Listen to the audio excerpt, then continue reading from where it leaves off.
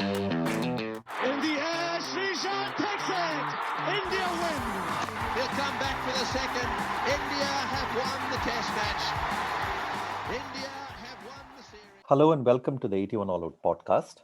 This is Siddhartha Vaidyanathan at Sidvi on Twitter. And today we are going to go back in time to discuss a memorable series from the past. Not too far back in time, but a few years, say 9 years ago. But first, let me repeat what I said in the previous episode. 81 All Out has been a passion project for the last 2.5 years, and we are now looking for your support. We have set up a page on coffee.com, and we would urge you to click on the link in the show notes and support us with the amount of your choice. The link is ko-fi.com/81allout. And you will find two options there. You can set up a recurring monthly payment to keep the show going, or you can chip in with a one-time contribution for the moment. Either way, we are extremely grateful for your support, and we hope to provide some exclusive content for patrons sometime in the future. So with that, let me introduce the three guests for this show. Karthik Krishnaswamy, who writes for Cricinfo. Hey, good to be here as always. Wonderful. And we also have Ashoka and Mahesh here. Hi, Ashoka. Hi, Mahesh. Hey, Sidvi. Hello. Hi. So, all of them are on Twitter, and I'll put their handles there. You can follow them. You can also follow Karthik's writings. So today, we are continuing with what we call our memory series. Before every, or during every big series, we go back in time to pick out a series between the two teams and try and talk about various aspects of it. So with India-England at the moment, we're going to go back to 2012. Usually we go back much earlier. We've done memory podcasts from the 80s and 90s before, and we hope to also go back even further to the 60s and 70s. But today it's relatively more recent series, and I'll give you a brief hint of why we're doing this. I watched that documentary that they made on the England team, The Edge, and this was about England going to number one in the world and things like that, around the whole team. Andy Flower, Alastair Cook, and bit of Andrew Strauss as well. But one of the things that I was really upset about by the end of it is how England's series in India got so little footage and so little discussion. And you also look around on the internet, and it's very hard to find too much of video on it, partly because a lot of it is in the BCCI website. So you have to go to the BCCI website to check out the videos and highlights. And even in discussion, it seems like that series is being gradually forgotten. And so I thought, it's best to keep that memory alive, partly because it was the only series India have lost in more than 15 years. After they lost to Australia at home, of course, after they lost to Australia at home in 2004-05, this was the only series they lost. They haven't lost at home at all. So, that sort of tells you the magnitude of this victory. And, it was England's first victory in India since 84-85. So that again was extra special. And, for a series of that nature to be gradually forgotten in a span of just 8-9 years is quite sad, I think. And so it's important for us to talk about these things. So let me bring in Karthik here, who actually covered the series, part of the series for the Indian Express. He was working there at then. So Karthik, can you firstly, let's actually get to the context. Individual context, that is. So Karthik, can you tell us about covering that series? Was that one of the early series you covered? And how was the general, what are your overall memories like from it? We can get to the specifics later. Right. I covered a few series before that, but this was one of the first, I think, 2012. And how old was I then? Mid-20s, something like that, 25. Right. And so this was probably my first home test series. And so I did the Ahmedabad test and I did the Calcutta. So The other two, I wasn't covering it for Express. And what do I remember? I think what I remember is feeling like before the series that this was going to be, a walkover for India. Like thinking about it now, you're like, wait, how did you think that given the quality of that England side, that's the spinners they had and all? But like if you go back to before the series, I don't think many people would have given them much of a chance at all. Even though they had, beaten India 4-1 at home, but that was a year earlier, and also the fact that India were in proper transition then, without Dravid and Lakshman, and this was one of Sachin's, his third last series. So, yeah, given all that, now in retrospect, it looks like, yeah, this was, India were ripe for like somebody to come and a good team to come and like beat them in their own conditions. But at the time, before the first test, it didn't feel like that. And during the first test, it didn't feel like that either. Except, so here's the thing: my biggest memory of that series is not from not from a match day, but from the eve of the Ahmedabad test. And I was watching England's nets, and Monty Panesar bowled like a dream. Like the kind of length he was hitting, the amount of dip and that vicious bounce he was getting. And I was like, man, this guy has to play. Troubling all of England's batsmen in the net. Like he just looked like getting a wicket every ball, every second ball. And I was like, I wrote a piece as well saying England should pick him. And they didn't. They went into that test with like three seamers, Swan, and Samit Patel as like a spin bowling all rounder. And I have a feeling now that if Monty had played that test, England could have won that series 3-0 as well. Although, that test, India played very well to win it in tough conditions where they had to work very hard for their wickets. But I think Monty would have made that game very, very close. So that's my abiding memory of the series, that net session in Ahmedabad. And yeah, we'll come to other memories as we go along. Yeah, I mean, in terms of the context, you're absolutely right. I mean, India had lost 4-0 in England and 4-0 in Australia. But, they were at home and there was all this talk of, Gambhir went and said, when you guys come to India, we'll take care. And there was this general assumption, not too far from the truth, that India were invincible at home, and which they have been, as the record shows, mostly. But I think, and the second thing there was England, right? I mean, before that series, England were always considered a bit of fodder when it came to Indian conditions. And people, the overall, the stereotype was they can't play spin. And, Yeah. the England will come and they'll be turning tracks and India will just gobble them up, that kind of thing. And even like a bowler like Monty Panesar, he came in 2006 for his debut, and that famous getting Sachin out and Sachin saying once in a blue moon, never again. And I don't think I don't know about the players, but I don't think too many Indians respected Monty Panesar as a spinner until then. So, Swan was good, of course, but to think that Monty, if somebody had told me before the series that Monty is going to come and win England the series in India, I might have genuinely laughed. So, right, yeah. That's how good Monty turned out to be.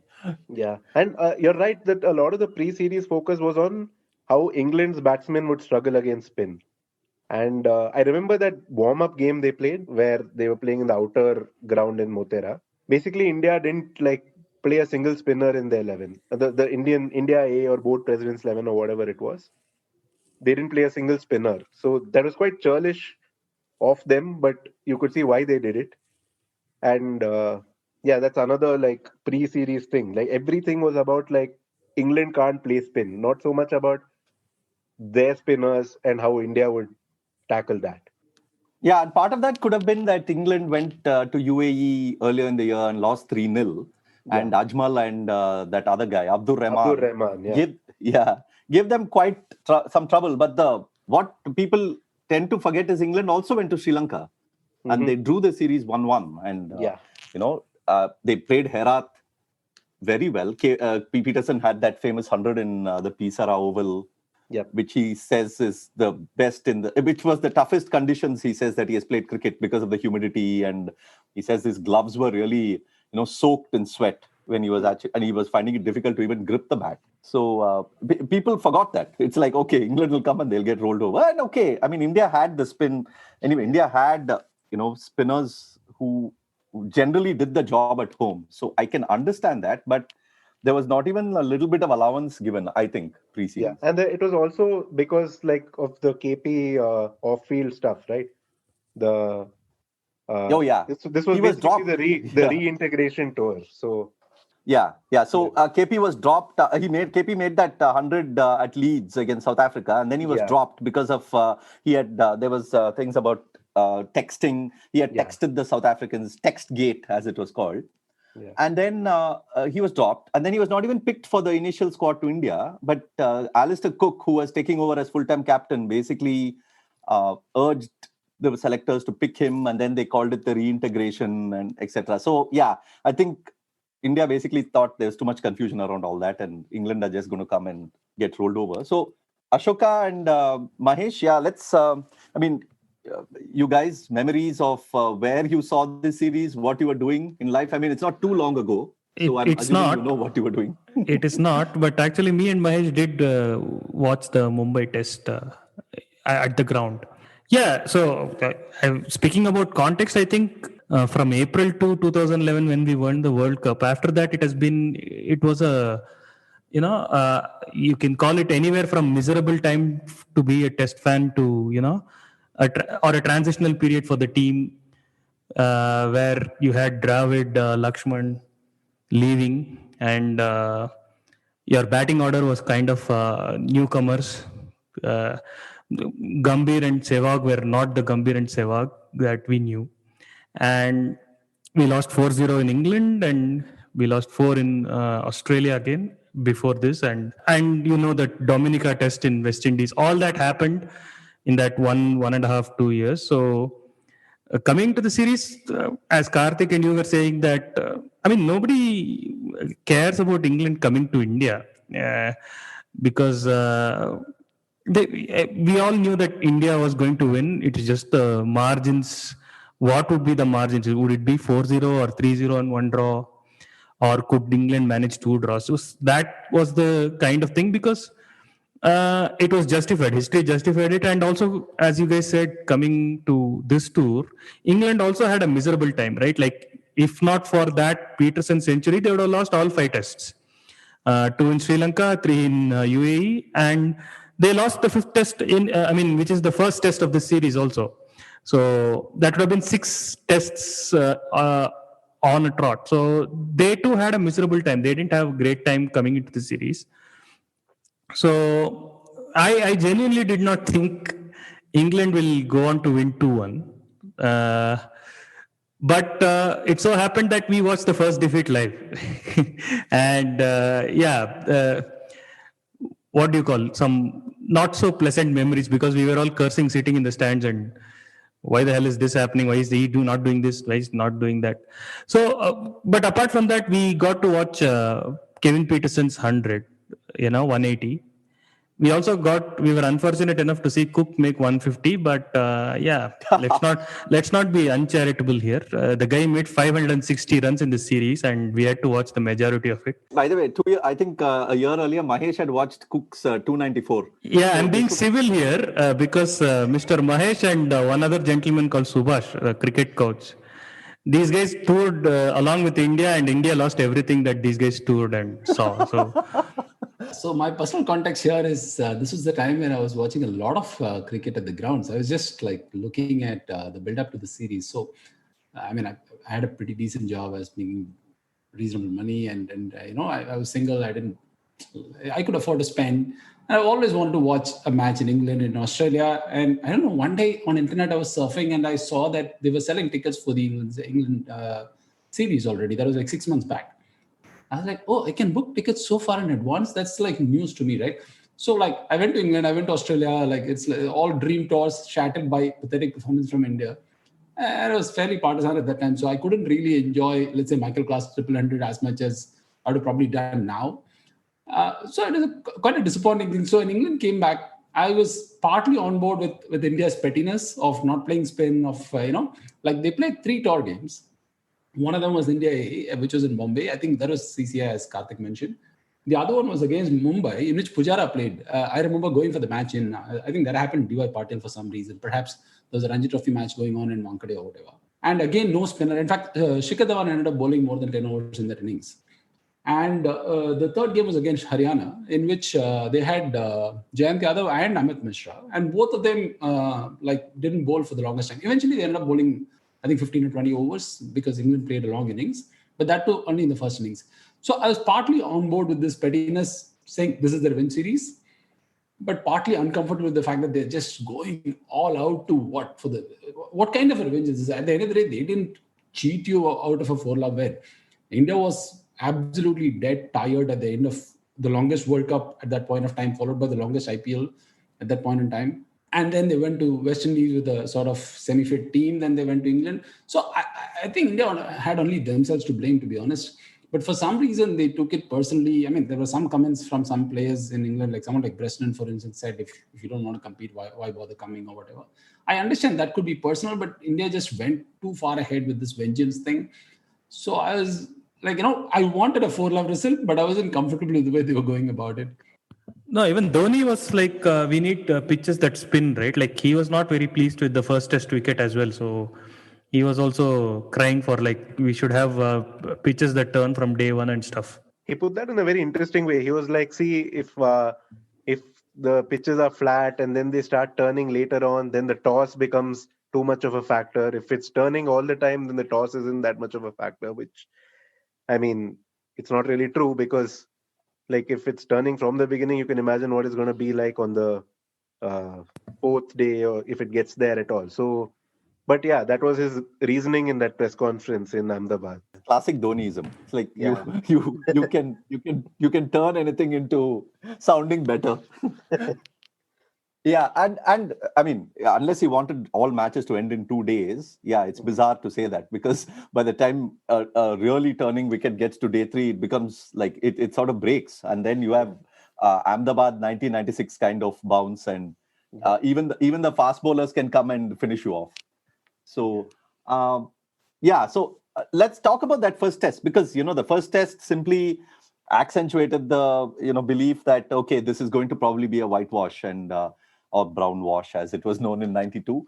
England, as you said, didn't play Monty, and India played Ashwin and Oja, and Oja was interesting at that time because Kevin Pietersen had this whole thing about he can't play left arm spin and all that. Again, despite him having played Herat well in that thing, as far as I remember, unless he had real troubles with Herat, but I thought he played him well. Of course, the Ahmedabad test was also like the coming out party of Pujara. I mean, everyone knew Pujara was a very, very good batsman. He had this terrific Ranji record, but that double 100, he was pretty much cementing his spot right after Dravid and Lakshman had finally retired, and after all that 8-0, and Tendulkar, everyone knew would retire at some point. So Pujara, and also about that test. What are your memories, Karthik?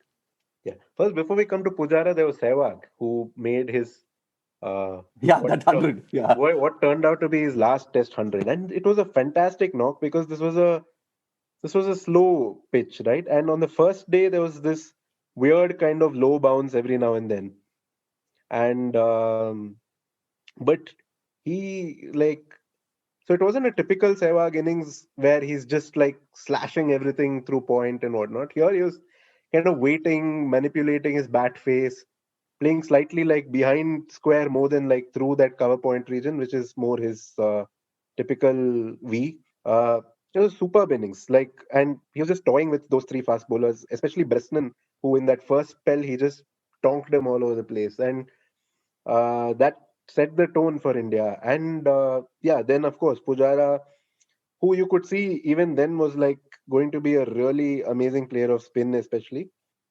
And at that point, he wasn't like this because until then he had mostly played only in India.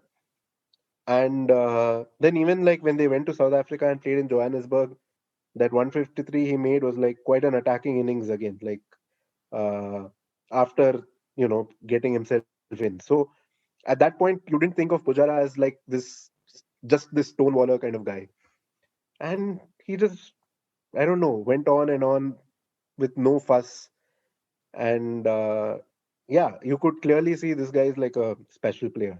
Yeah, I'd actually back then I was writing occasionally for this Yahoo website, and I'd written this piece about Pujara, about how the at least till then, as far as I had seen him, he's one of those really unobtrusive batsmen. Like Yeah. he keeps batting all day, but at the end of the day, when you try and remember what some particular shot or some particular moment, it escapes you, because that's how he's so solid, and he tends to be this so unspectacular in a very good way. Yeah. That and of course I got a lot of flack for that, because the Yahoo comments are like whatever. It's like full of I don't know what it was even back then. One thing I So- remember, one thing I remember was like seeing him using his pad against Swan quite a bit. Not in the way he uses it against Lion, where he comes down the track, but this was when he shifted his line like wider. He'd like thrust his pad out and kick it away. And like that was the first time in a very, very long time that I'd seen a batsman doing that consistently. Because, everybody was like, oh, DRS is there. India weren't using DRS then, but even so, it was part of the game. And, people were like batting techniques have changed. Nobody uses their pad anymore. And here he was, like calmly, without a care in the world, just using his pad and kicking Swan away. So that was the first time I'd seen him do that. And of course, since then, we've seen him do that a lot. Yeah, I think that technique was pretty common in the 80s.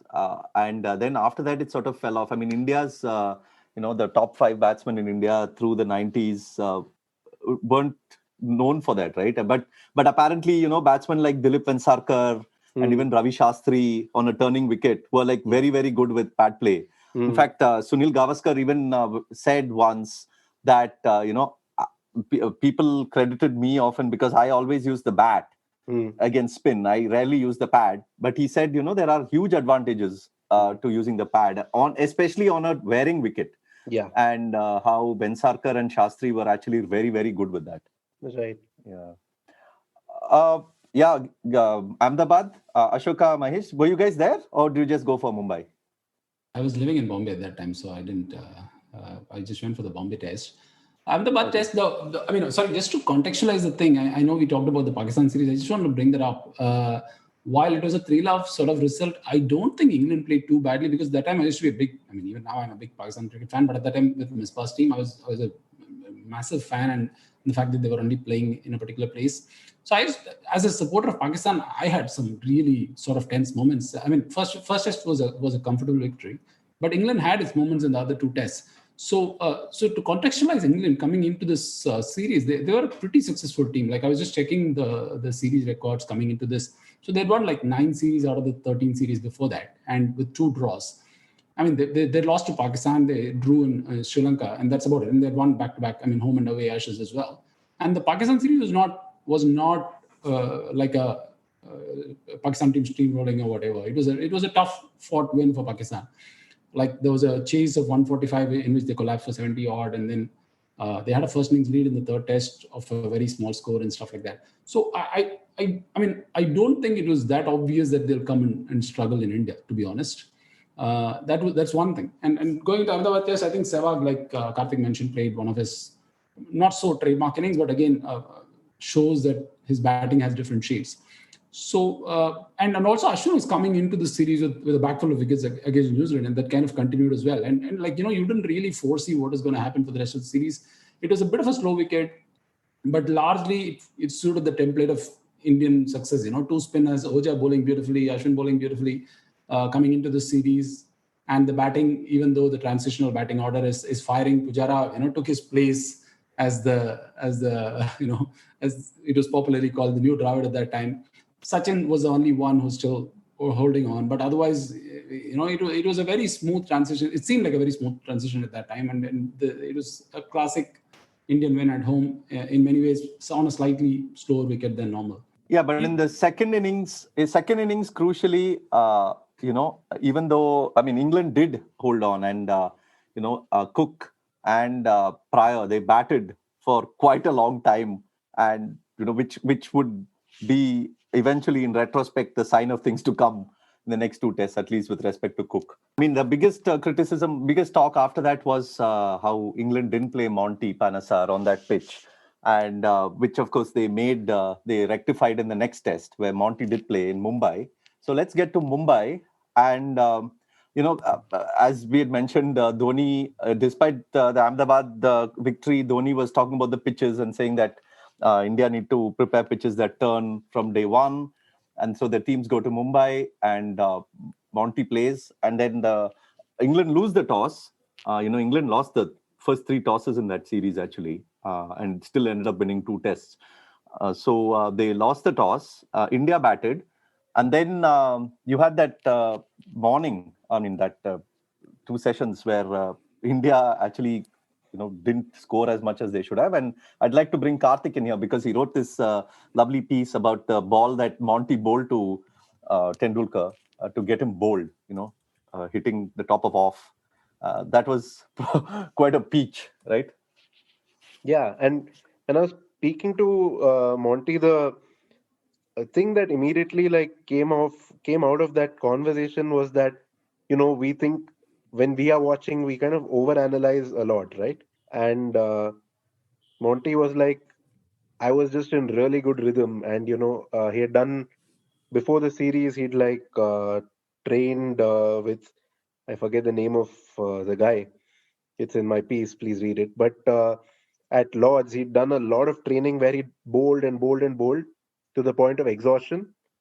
And he was like, so what we were trying to do is I was trying to do that and then continue bowling and see how long I could keep bowling with the same amount of accuracy and still put body into my action and stuff. And through doing that, he said he just built up amazing rhythm. And so before that ball to Sachin, he was like, okay, I just want to hit off stump. That's all he thought. And he bowled it and, pitched leg and hit off. And one of those magic balls. And the other thing he said, which didn't go into my piece for some reason, the previous tours when I'd come to India, the SG ball, it was a little different. And when he came in 2012, the seam was harder, he said. So he could, because of that, he said he could bowl it quicker and still get it to drift through the air.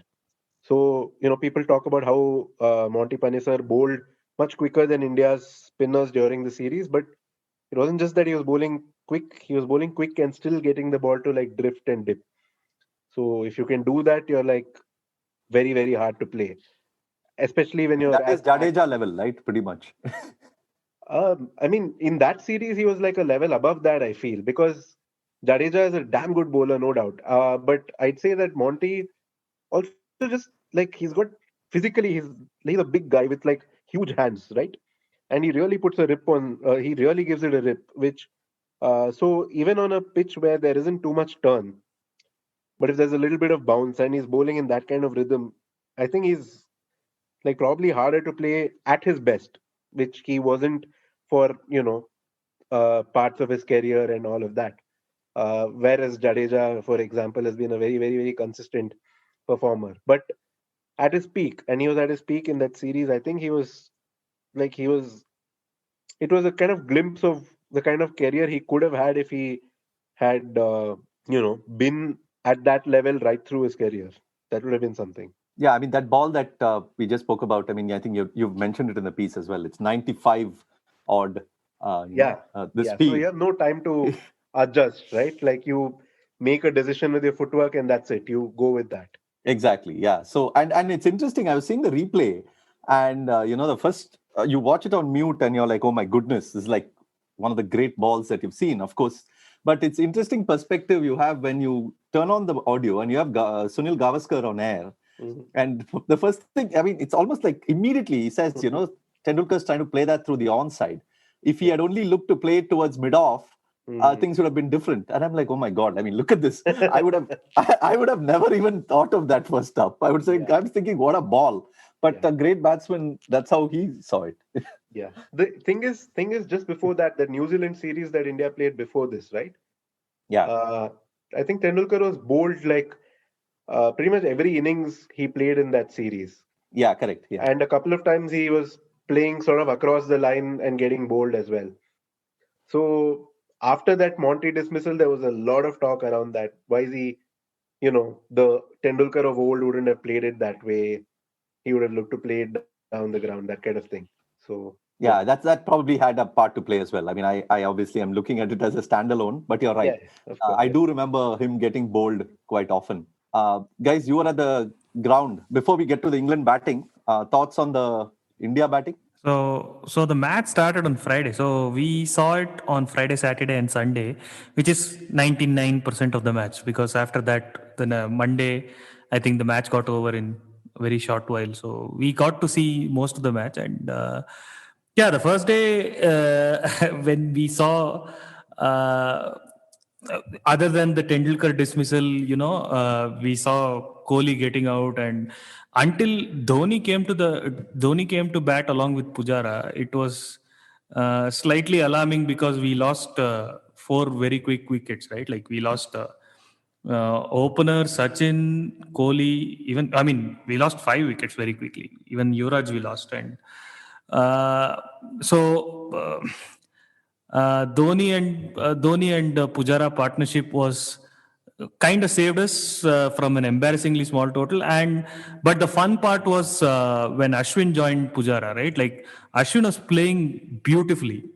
It is not even it's funny that now we are saying that Jadeja is a better batsman than Ashwin and all that. But at that point in time, Ashwin genuinely looked like a top order bat, and he was playing with such assurance, and he was playing so fluently in that partnership. Pujara was the new Dravid and Ashwin was the new Lakshman. It really looked like that for the, end of the day when we were like 260 odd for something, that's when the day closed. We really thought we are going to come back tomorrow for an Ashwin century. Unfortunately, we got bundled out after that. So, and at that point in time, I think it was also the same year when Harbhajan had 2 centuries, right? Like, or some crazy 2010. thing. Oh, okay, sorry. So yeah, at that point in time, it was very recent that Harbhajan had 2 centuries. And we were like, okay, Macha, this partnership will take us to 250.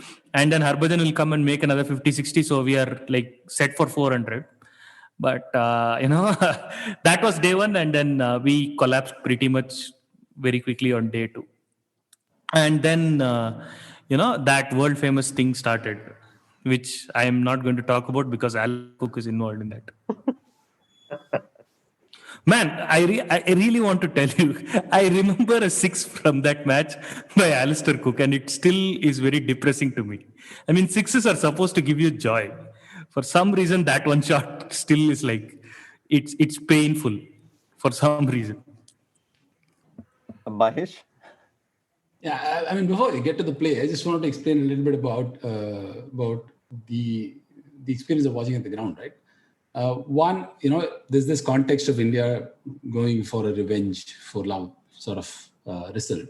So you saw what happened in Ahmedabad, and you go into this test. The first thing you notice and Wankhede has a very weird, I don't know how many people understand or appreciate how Wankhede works in real life as compared to watching it on TV. It's like a nice, simple, circular, small ground, right? From the top angle, it looks, such a simple ground, so easily accessible. But in real life, if you have a ticket from let's say at the pavilion end as against the North Stand, you had to literally cross over a railway bridge, like it is complex. So like we had breakfast on the other side where the pavilion end is there.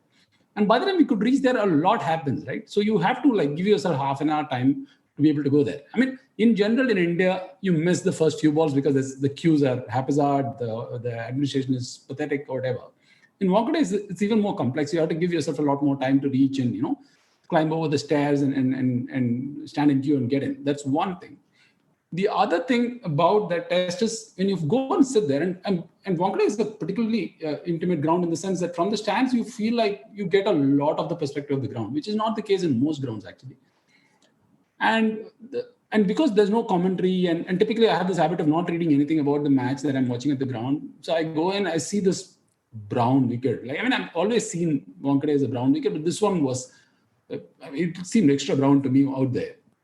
And I thought, man, this is exactly the wicket that Dhoni wanted. And you see Sehwag getting out, that's fine. You feel like, okay, we have the spinners to take care of.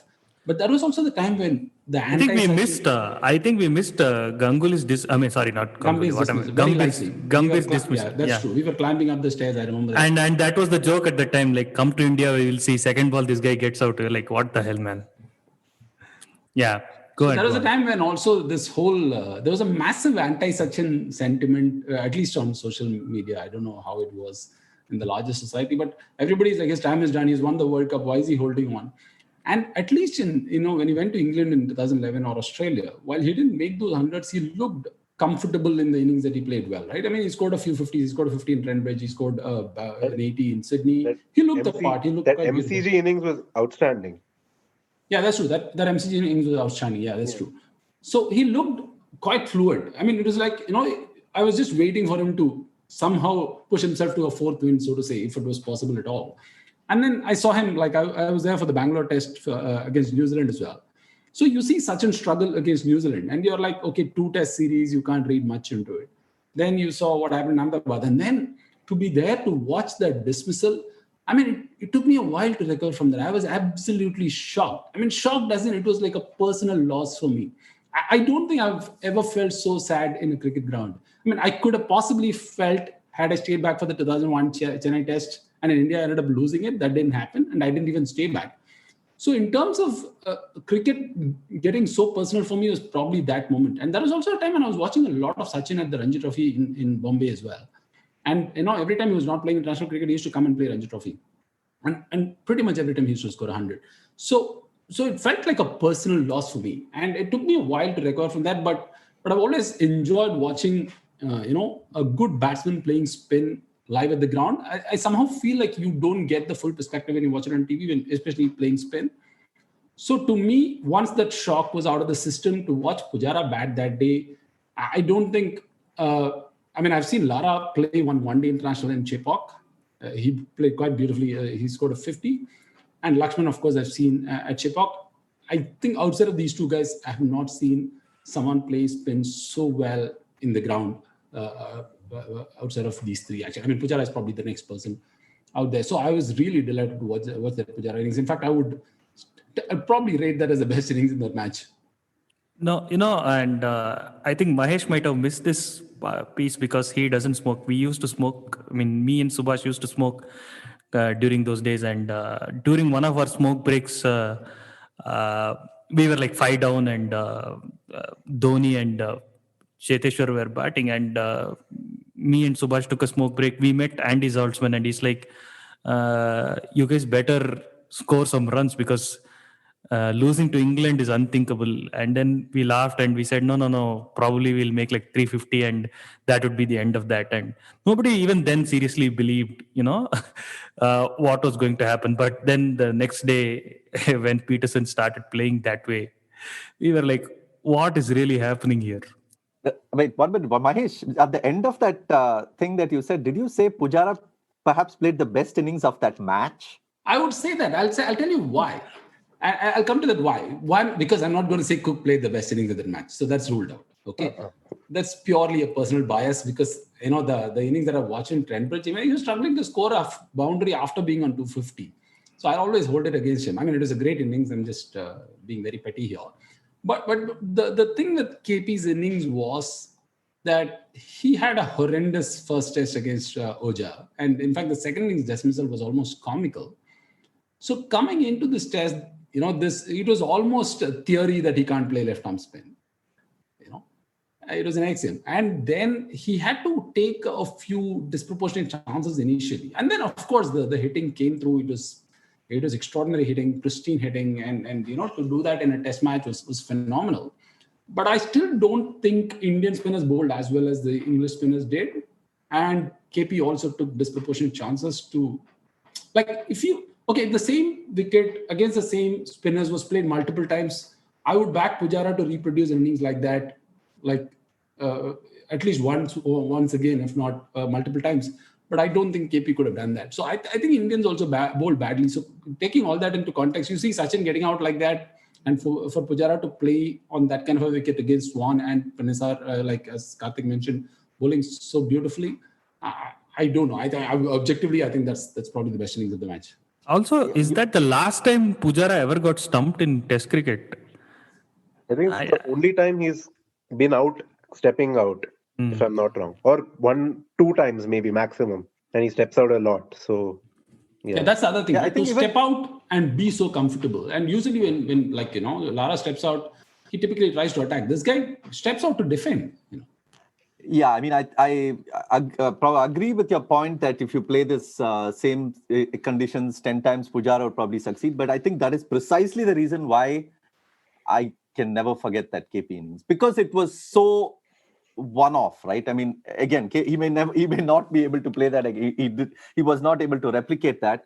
But for me, it's just like a visiting batsman coming to India. I'd seen, we'd seen Gilchrist in 2001 in Mumbai. Mad 100 that was. I mean, crazy 100. But the kind of audacity that KP had in this innings, the chances he was taking, and back then, I mean, now you have several batsmen playing all these other shots, but the sweep and the reverse sweep and all the switch hitting that was happening then in a Mumbai pitch that was so brown, as you said, and you were expecting the Indian spinners to run through, especially after Ahmedabad, given all that context and given the KP context, they're mind-blowing innings. I mean, I feel, as at least in my watching of Indian cricket for a long time, I don't think I've seen a visiting batsman play a better knock than that. That comes again from the bias of the visiting batsman concept, right? I'm saying let's just neutralize that. I mean, this was a tough wicket for all batsmen. It's not like Sachin had a good time, right? I mean, if Sachin could get dismissed at his own home ground, I mean, it is literally his home ground. Yeah, fair enough. It definitely does come from that bias. Yeah. So, and he went ballistic after 50, right? Like the first, at least when day 2 ended, when they were like 170 for 2 or something. It did not look like he would go on to make that big a score. Like day 3, he really went mad. He went completely. No, day 3 he started having fun. I mean, he was like, Oja was getting smashed all over the place. Yeah. Oja was India's last hope, right? You're like, okay, Oja will somehow get him out. And then he started belting Oja all over the place. Yeah. So by then it was almost like, oh shit, we are in deep trouble. And I checked the Pujara stat. I think that is the only time he has gotten stumped. Mm-hmm. Oh wow, that's interesting because even Sachin got out stumped only once, right? Dravid also, I think, only once. Yeah, both Sachin and Dravid have got out stumped only once. Okay. Both each, once each. Yeah. So yeah, by the time day 3 started, I think. It was such a. I think end of the day, it's not that big a lead. If you actually see, it was a lead of 80 odd something. It's not that big of a lead, but the ferocity of hitting, it kind of knocked the wind out of India, I guess. Yeah. I mean, you could actually feel that in the ground, like when they made 400 something. We were like, oh shit, this is now deep trouble. I don't think we are going to get back from here, because I think the pitch was also spinning at that point in time. I think we kind of got the inkling that this is going to be a tough spinning from the first over. Yeah. No, but by day 3 we were like, oh shit, yeah, this is done. Not the end of day 3. End of day 3 it was actually done because we lost 7 wickets. But when England finished their innings, the mood was not that great. At least in our group, we really thought that India is going to struggle here, and they did. They actually struggled more than what we expected. That was a terrible collapse after that. Wasn't that the match where Monty and Swan got 19 wickets between them? Yeah.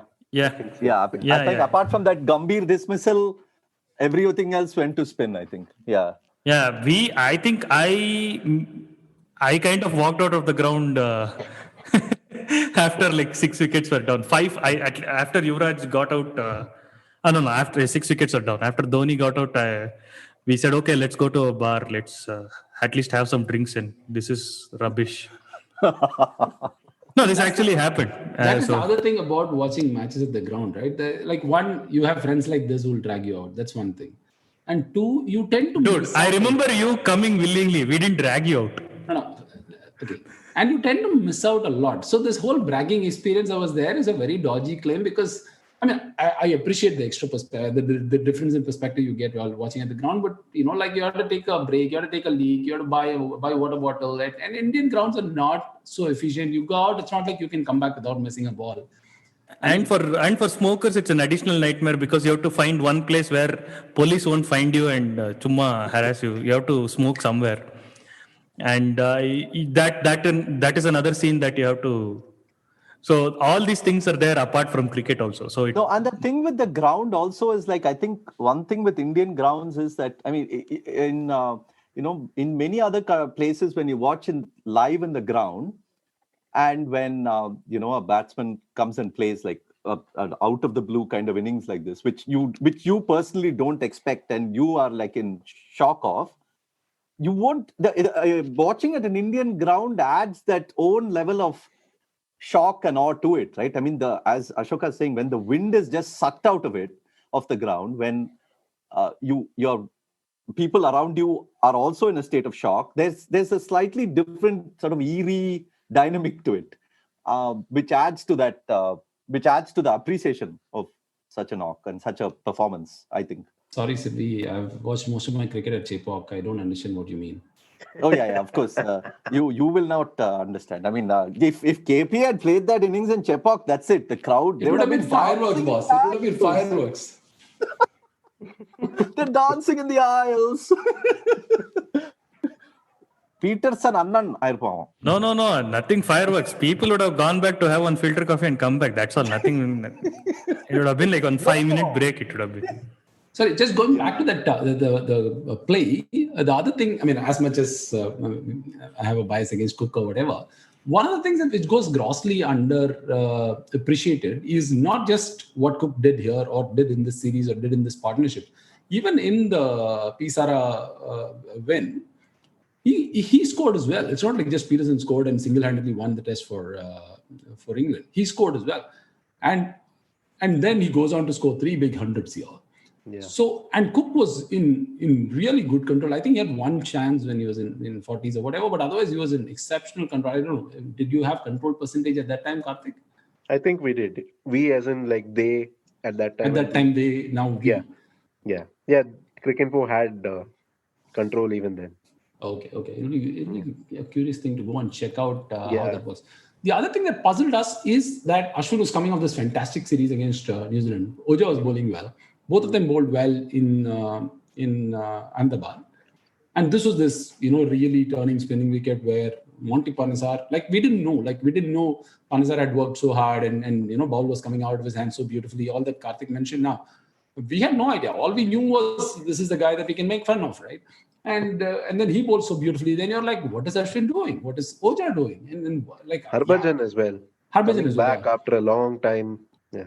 Yeah, and then all of them proved quite ineffective. And then, in fact, Ashwin recently mentioned, right, that he spoke with Vikram Rathore on this tour about this series where apparently the selectors were thinking of dropping Ashwin after the series, which is incredible because Ashwin had 3 5-wicket hauls in the 4 innings against New Zealand before this.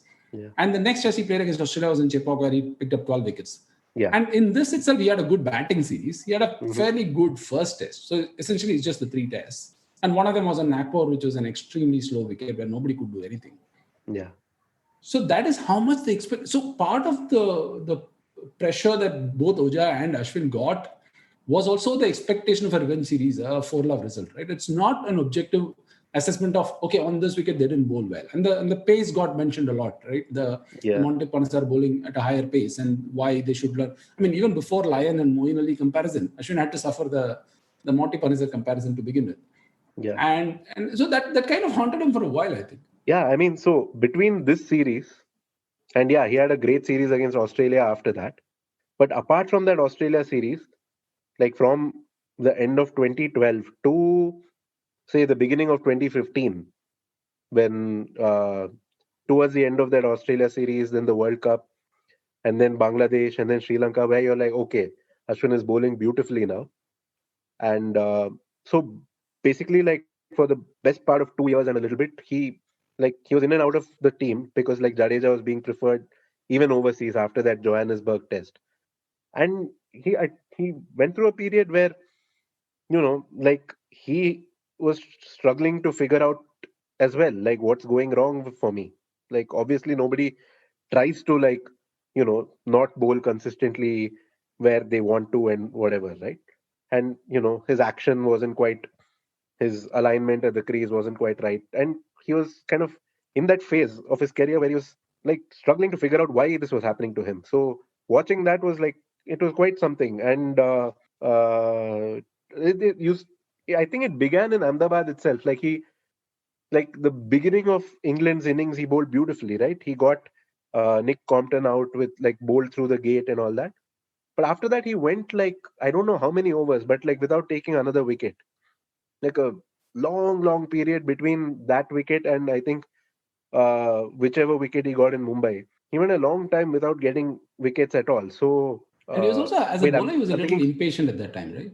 Like he used to try a lot, experiment a lot, bowl those carom balls. yeah, but he says that's how he's always bowled. Even now he tries a lot of things, but he's just in control of what he's doing most of the time. Where earlier, like he wasn't. Like so, even, and I think he says in that interview with Munga where he's like, there would be times when I bowl an off break and it would pitch short and whatever, but people would be like, oh look, he's trying the carom ball again. So that narrative got built around him trying too many things when it wasn't necessarily that was the problem as much as the fact that he was struggling for control. Yeah, I also felt bad for Oja. I think I think he only plays 3 or 4 after this. I think the next year, 2013-14, he's done.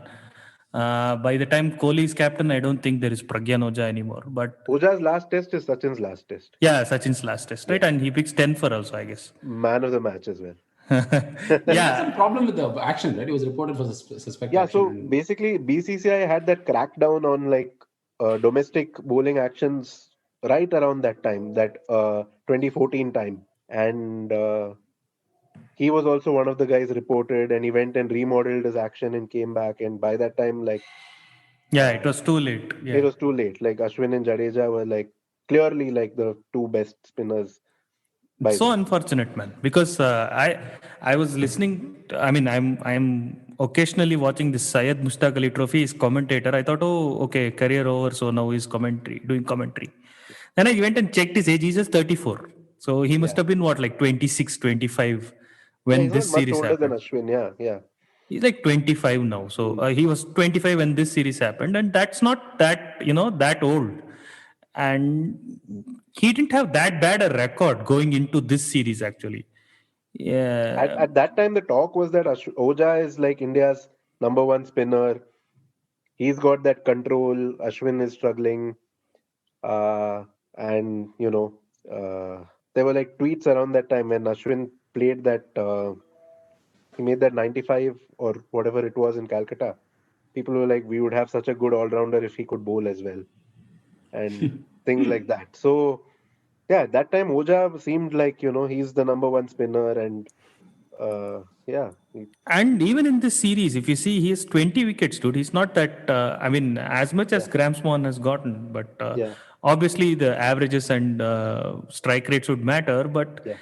if you get 20 wickets in a series, that shouldn't be like a criteria to get you dropped. Maybe the action thing is what No, but he played finally. against Australia as well the next year, and then that Sachin farewell series against West Indies as well. So he wasn't dropped immediately. Um, yeah, it was just But in a way, this was all, I mean, at some point, we'll get to Calcutta and Nagpur. But yeah. the larger point is that you kind of knew that this was like kind of the end for many things. Like Sachin was going away. Hmm. Um, Zahir, Sehwag, Zahir, Yuvraj Singh as Gambhir. a test cricketer that concept was getting, that is the end of that concept. Yeah. And this Pragyan Oja. And yeah, so it this series looked like end of many things till Hmm. that point. Whatever was the de facto till then, this series looked like it signaled the end of most of such things. Yeah, Hmm. yeah, that's true. And Calcutta, talking about Calcutta on the first day, I mean, for me personally, I mean, Mahesh spoke about that ball that Monty bowled to Sachin in Mumbai. But for me personally, that Calcutta first day 76 from Sachin, first inning 76 from Sachin, for some reason seemed like okay the last chapter in that thing, because the way he was batting, the struggle that he had to go through to come up with that innings. I mean, you could see that okay, there was this guy who was trying so hard, but that somehow felt like okay, it's now we can move on kind of thing, at least from a personal point of view. And now there was also that the other memory I have of that day is that ball, that again that great ball Monty bowled to Pujara. That arm ball went past the inside edge and just took the stumps. It was like by then it was like okay, Monty can come up with the magic ball whenever he wants to, kind of stuff. Calcutta. So yeah, KK, you can start off since you were there. Yeah. So I feel that like Sachin's innings is kind of harshly judged because he's Sachin and because he kind of scored quite slowly against Monty. He was quite fluent against the fast bowlers until he got out to Anderson, I thought. So yeah, I think he gets judged a little harshly because of his own standards, but I thought he batted all right there. And but that Calcutta first innings just showed that like Calcutta is an interesting pitch all the time, like because there's no obvious sort of assistance for any kind of bowlers on days 1 and 2. But if you bowl well, you like teams always get wickets there, and there are hardly any draws there, right? And this was again one of those Calcutta, very typical Calcutta pitches where there was something for everyone. And like uh, um, there were like a few runouts for India if in the top order, or was that the second innings? I'm not sure, but I thought like England bowled beautifully, especially Anderson in that spell after lunch where he was getting the ball to reverse both ways. So that's my biggest memory of that first day of Anderson. And England dropped Broad and brought in Stephen Finn, and he bowled really well too. And talking about the pitch in Calcutta, there was, I mean, it went up a notch, right? The talk of the pitch with the curator there, Probir Oh yeah, Mukherjee, Probir going on Mukherjee. a rampage against Dhoni. Yeah. Yeah. He Other called thing it I remember immoral, about the right? pitch. He called it immoral to guide me Immoral. to design a pitch Yeah. or Yeah. whatever. And in fact, that had an impact on the next curator in Nagpur, where he was asked to shut up and not talk to the press. Yeah.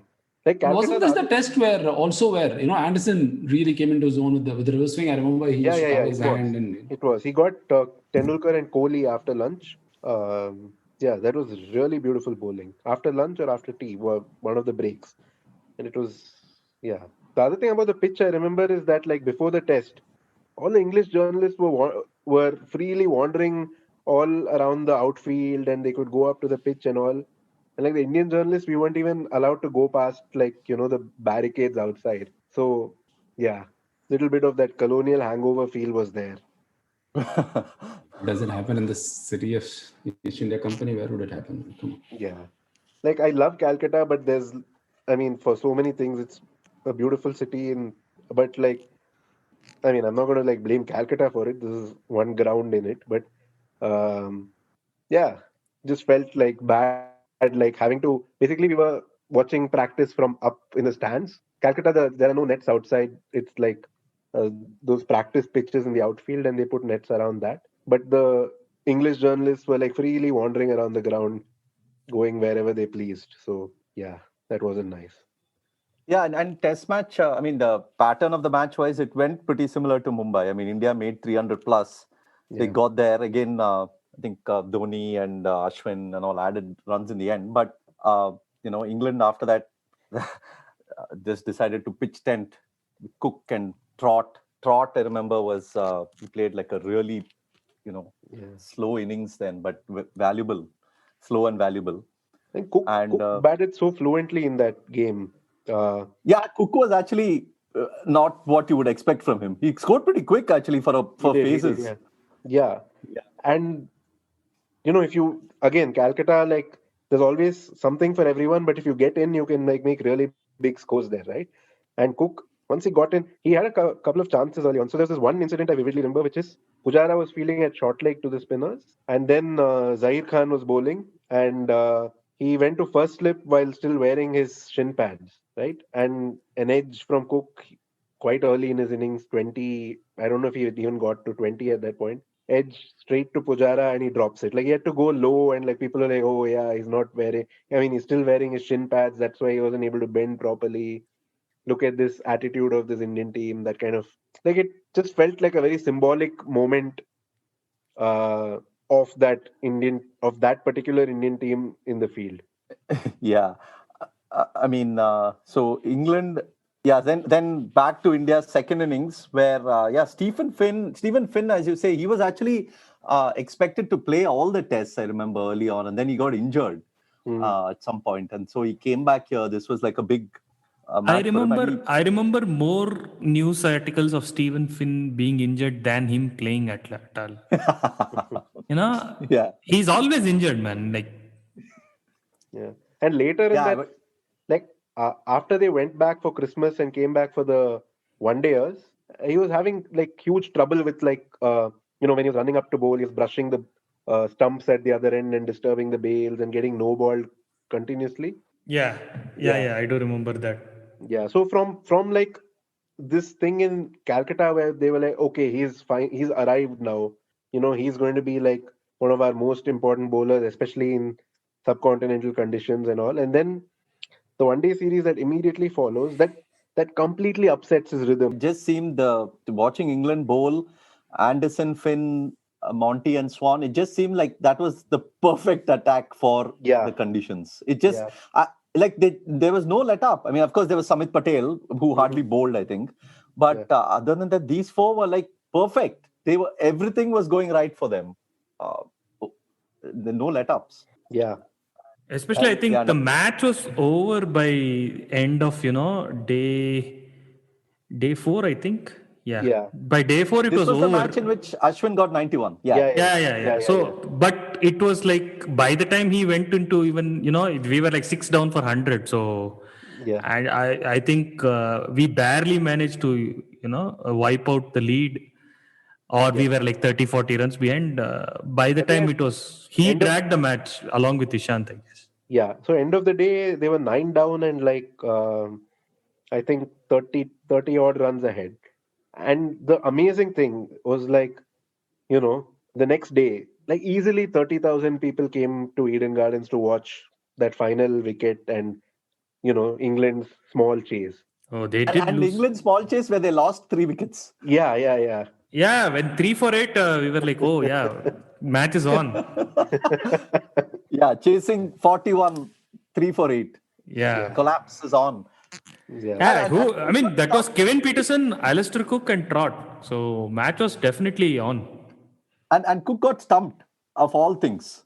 He got stumped of Ashwin in that game. Like, who will expect? No, he actually came down the track and he slogged. He went for a big slog and he got stumped. Yeah, exactly. Who would have most expected? uncharacteristic dismissal I've ever seen, I think. I think he wanted to twist the knife and get those runs in 5 overs or something. Yeah. Then anyway, Bell and Compton, I think, pretty much did that after those wickets.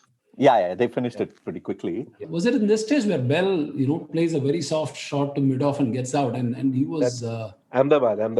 Oh, that's Ahmedabad. Okay. Yeah. I mean, the media went after him. They called it one of the most irresponsible shots by a senior batsman, in all England teams. And I think it was one of the senior English journalists. I think I know who it is, but I don't want to name because I'm not sure. Said the most irresponsible shot I have ever seen. Wow. I'm like, dude, what? I mean, and this is somebody, if I have it right, this is somebody who's probably watched like 40, 50 years of cricket. How? What is this? You could just say such a thing. How can you say such a thing outside of Twitter? Come on. Exactly. We are talking here. We're not tweeting at each other. In Calcutta, Oli Pub, right? I've been to Calcutta. Oh, you haven't been to Calcutta? Okay, so it's this really old and like it's got a lot of atmosphere. It's a old kind of rundown type pub, beautiful place. And basically the Barmy army basically made it like inhospitable to everyone apart from themselves, right? So they joined like a bunch of tables together and like they were singing their their they were going through all their chants and all their songs and stuff, super loud, and like you could see all the patrons like sitting there and giving them dirty looks, but nothing could be done. And yeah, so I was also sitting there with Sriram Veera and G. Unnikrishnan of Deccan Herald. Yeah, so that is another big memory of that series for me. Watching Bami Ami, like, and Did they pick up forming a lifelong distaste for them. Did they pick up some fight, or was it just No them? fight, but basically, like, you couldn't have a conversation if you were in any other group there or whatever. You just had to like, sit there, Okay. like, patiently bear their off-key singing and all of that. Okay, so that was that. So England retained the Pataudi Trophy, if anyone cares. So No, De Mello Trophy. De Mello Trophy. Sorry, they retained that. But and then they go to Nagpur, and then the pitches. This talk of the pitch is so great that Nagpur curator says, "No, I'm not talking to the press." And then there's all this thing about the pitch. Dhoni's still going on about the pitch, and then you have like the most depressing pitch ever, I think, in my memory. In fact, we should disallow that 4 test from even being part of this memory part. Nobody cares. Nobody, unless. But that was kind of interesting. Okay, we were talking about the end of things. That was the beginning of things. Beginning of Jadeja. Beginning of Joe Root, Jadeja, 2 debutants. Yeah. What a debut that is! Memorable debut. Memorable debut, as in from the careers that is to come out of it. You won't believe, I was, talking about personal context. During that test, we had actually taken a holiday, and I was in Hawaii. So I was in this really beautiful island and sitting on a beach and taking off, but I was also following this Nagpur test. And it was like, it's so depressing on one side to see the scores and see what is happening. And then it was like so great and beautiful. Life was so good otherwise. I mean, I still remember that opposite feeling that I was having through that test match. No, we talk about Alastair Cook batting being depressing to watch. Jonathan Trott was like unbearable, dude. Yeah, anti-cricket. That was when that whole thing started, right? Anti-cricket. No, but you know what? Watching him bat for some reason. Who, Jonathan Trott? Yeah. Like, wristy player, really nice footwork. I don't know. People he was unfairly a good player. malign the guy. No, but he was a good player, and in the Ashes. No, good player to watch. I'm saying, like, good player. Yes. Nagpur? Really, in Nagpur? To be fair to Trott, it's not like, okay, if you have a problem with how elegant or inelegant he is, that's subjective, right? But I don't think it's not like the rest of the test match was going at like 4 runs and over, and he came and sort of dropped the run rate down. I mean, even Kohli had one of his slowest hundreds, right? Probably his slowest. Yeah. Pietersen was also slow. I mean, everybody was slow in that pitch. There's nobody had any option there. See, we were talking about Trott and England batting and all that and the pitch, but the most depressing part for me was on day 4, the first session of day 4, when, India had to win this test, right? And India scored at the most outrageously slow rate. Sure, the pitch probably didn't allow them to score, but here you're like trying to win a test match, man. You have to at least like do something to try and show some urgency. I mean, they scored so slowly that, as Dhoni said at the end of the match, you could probably play 10 more days and the pitch would still not give you wickets. But you have to try, right? Still, and that was really depressing to see how they were crawling when there was no time left. Yeah. The other thing I remember is like India have played 4 spinners. I only remember Jadeja's bowling, him getting Pietersen, and that's because he bowled the most. Yeah. But look at that attack. So India have Ashwin, Oja, Jadeja, and Piyush Chawla. Legend. Has he played any Test cricket after that? I don't think so. In fact, he took 4 wickets in that innings. The first innings, he took 4 wickets. Right. So that reinforced that feeling of like this is 2 eras kind of like coming together one last time before like a decisive break happens. Even in the Bombay test, when Harbhajan came back to the team, he wasn't given too many overs. He bowled like half the overs that Ashwin and Oja bowled. And I was just reading about we've been reading about Root's record and how he's going to be at this age. He's achieved so much, and he could go on to break Sachin's record. So coincidentally, this was the series in which Cook had completed 7,000 runs.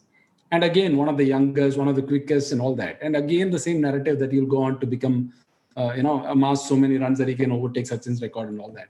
So in many ways, where Cook was is where Root is right now, coming in right now. All right. So I think we've covered quite a lot. Nagpur, generally, as Ashoka said, the lesser said about the test, the better. It had an air of, it had a bit of a depressing air around it overall. Irrespective of who you supported, but maybe some people took great joy and pride in it. Even Gambhir bowled 2 overs. That's the headline for that test. That was basically the underline in that, come to India and we'll see. So, okay, with that, we shall end this flashback. I think Nagpur is a good full stop to stop this with. 9 years down the line, do you think it's a fair result? Of course, absolutely. England was a better team, better prepared team, better skillful, more skillful team. Absolutely. Absolutely. And I also think that this victory should be hailed more. I urge the English press, who normally, hype up things more than they should. I urge them to hype this up, because this is a fantastic victory. Also, one crucial thing is that India lost to Australia in 2004-05, and India also lost to South Africa. But there, pace had a big role to play there. Gillespie, Kasperwich, and South Africa, McGrath, of course, and South Africa before that as well, with even like Nanty Hayward, I remember, had a good series in that time. But this was one of the very, very few series where India were outdone by spin at home, outbowled, outspun. And yes, please celebrate this more. Please, include this in your documentaries and write books about it. Come on, man. The only series India loses all decade. I think, looking back, one of the things that's quite impressive from an India point of view is there's the forward thinking of their selectors after that, right? You can see how it went. If you look at how they bowled in the series, you would say Zahir Khan probably didn't bowl all that badly, and Ishant Sharma wasn't Ishant Sharma was quite ordinary. And Ashwin, he was struggling for rhythm and whatnot.